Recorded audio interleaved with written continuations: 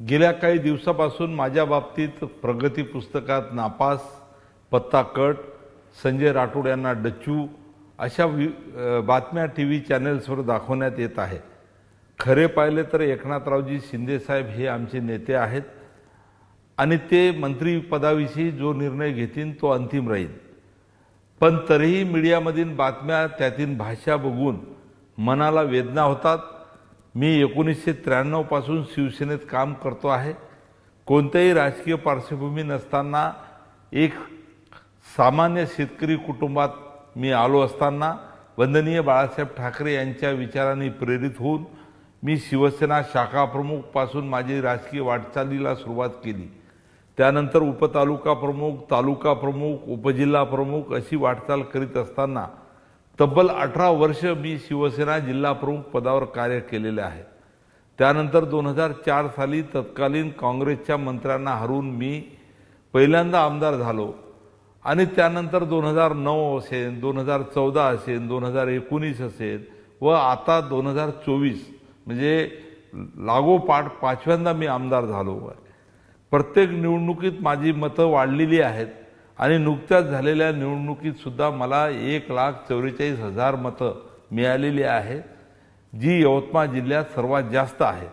2014 साली मला महसूल राज्यमंत्री, 2019ला वनमंत्री, 2022ला अन्न औषध प्रशासन मंत्री व 2023ला मृद व जलसंधारण मंत्री म्हणून मी काम केलेलं आहे। मतदारसंघात व जिल्ह्यात शेकडो कोटीचे विकासात्मक प्रकल्पासाठी मी निधी खेचून आणलेला आहे। मी ज्या बंजारा समाजाचा आहे त्या समाजाचे श्रद्धास्थान पोहरादेवी येथे जवळपास 720 कोटी रुपयाची कामे सुरू आहेत।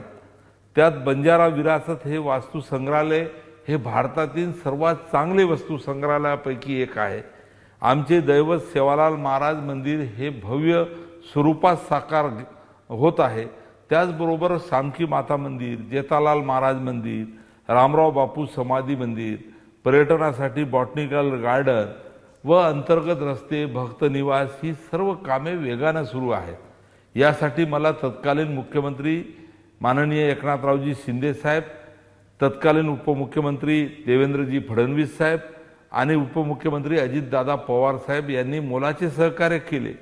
महसूल राज्यमंत्री म्हणून मी काम करत असताना अतिशय महत्त्वाचे निर्णय या ठिकाणी घेण्याचा प्रयत्न मी केला। वनमंत्री म्हणून महत्त्वाचे निर्णय घेतले, नवीन निर्णयाच्या माध्यमातून या ठिकाणी चांगलं काम केलं। अन्न औषध प्रशासन मंत्री म्हणून सुद्धा महत्त्वाचे निर्णय मी घेतले।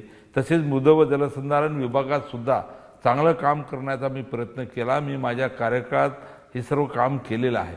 यवतमाळ व वाशिम जिल्ह्यात सुद्धा मी चांगले काम केलेले आहे। पक्ष संघटनेसाठी मी मंत्रिपदावर असताना विदर्भ, यवतमाळ हे एकमेव खऱ्या अर्थानं त्या भागामध्ये काम करत असताना जिल्हा परिषद निवडणूक आम्ही जिंकली। जिल्हा परिषदेचा अध्यक्ष शिवसेनेचा झाला।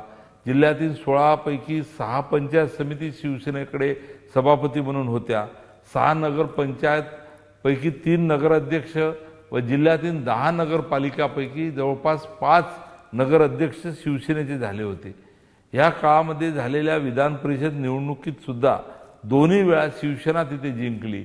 2दा विधान परिषदेचा आमदार आम्ही शिवसेनेचा निवडून आणलं। लोकसभा निवडणुकीत सुद्धा 2014-2019ला शिवसेना जिंकली। 2024ला उमेदवारी काही कारणाने उशिरा घोषित झाल्यामुळे वेळ थोडा कमी मिळाला व आम्ही यशस्वी होऊ शकलो नाही, परंतु तरी 5 लाखाच्या वर मते आम्हाला मिळाली। ह्याचबरोबर आरोग्य, शिक्षण, रोजगार, कला, क्रीडा व सांस्कृतिक क्षेत्रात सुद्धा आम्ही 5ही वर्ष काम करत राहतो। मी माझ्या राजकीय कार्यकाळात सदैव काम करीत आलो आहे। माझी खऱ्या अर्थानं जनता दरबार म्हणजे समाधान शिबिर विषयी लोक आपल्याला सांगतील की मी अनेकदा पहिल्या दिवशी सकाळपासून दुसऱ्या दिवशी पहाटेपर्यंत शेवटचा माणसाचं समाधान झाल्याशिवाय उठलो नाही। मी आपल्याकडे हे यासाठी सांगतो आहे की मीडियामध्ये ज्याप्रमाणे प्रगती पुस्तकात मी नापास ह्या बातम्या दाखवत आहे ती बाब मनाला लागते आहे। मी नापास असूच शकत नाही, कारण मी निरंतर जनतेसाठी काम करीत आलो आहे। मंत्रिपदावर काम करताना देखील आठवड्यातून 4 दिवस मी मतदारसंघ जिल्ह्यासाठी व जनतेसाठी दिलेले आहेत, तेव्हा माझी मीडियाला व विविध TV चॅनल्सला विनंती आहे की मी प्रगती पुस्तकात नापास अशा बातम्या आपण कृपा करून देऊ नये, कारण झोकून देऊन काम करणाऱ्याला हा शब्द जिवारी लागतो। माझ्यावर 2021ला एक आरोप झाला, त्या चौकशी निष्पक्ष व्हावी म्हणून मी स्वतःहून राजीनामा दिला होता। एप्रिल 2022ला महाविकास आघाडी सरकारमध्येच त्या प्रकरणाची चौकशी झाली व मला क्लीन चिट मिळाली। त्यानंतर माझ्यावर कोणतीही चौकशी सुरू नसल्याचे व कोणताही पोलीस FIR नसल्याने मला माननीय एकनाथराव शिंदे साहेब यांनी पुन्हा मंत्री केले। मी पुन्हा मंत्री झाल्यावर गेल्या 2.5 वर्षात माझ्यावर कोणताही आरोप नाही, भ्रष्टाचाराचा आरोप नाही, माझ्या कोणताही वादग्रस्त वक्त मी केलं त्यामुळे मला नापास होण्याचा प्रश्नच येत नाही, असे माझे मत आहे। या उलट मी पुढाकार घेऊन पूर्ण केलेल्या बंजारा विरासत ह्या वास्तू संग्रहालयाचे काम इतके दर्जेदार आहे की देशाचे प्रधानमंत्री नरेंद्र मोदी साहेब यांना या वास्तू संग्रहालयाच्या लोकार्पणाला अग्राने आणले। माननीय पंतप्रधानांनी या कामाचं कौतुक केलं, मी त्या कार्यक्रमाचं प्रास्ताविक केलं। गेल्या 2.5 वर्षात मुख्यमंत्री व दोन्ही उपमुख्यमंत्री माझे काम पालकमंत्री असलेल्या जिल्ह्यात 5 वेळा आले। प्रधानमंत्री महोदय 2दा माझ्या यवतमाळ आणि वाशिम जिल्ह्यात आले। मीडियामध्ये मला नापास वादग्रस्त दाखवल्या जात आहे। लोकशाही मराठी ऐका, पहा, जागरूक रहा।